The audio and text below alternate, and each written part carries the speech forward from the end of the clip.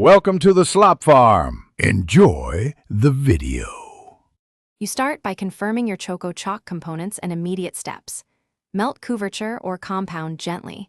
Use a double boiler to reach a pourable texture, but keep under 45 degrees C to preserve shine.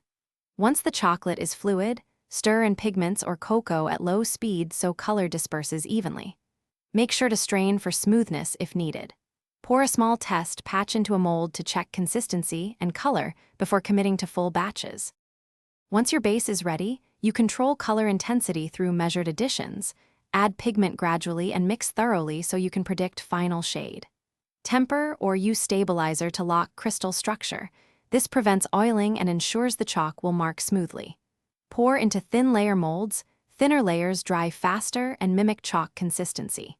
Tap to release air bubbles, then place in a cool area. Make sure to label colors while cooling so you don't mix similar tones later. You finish by demolding and refining each Choco chalk piece so it writes predictably. If edges are rough, buff lightly. If the stick crumbles, a brief controlled remelt and recool will firm it up. Once done, always test on parchment. You want consistent strokes without smudging.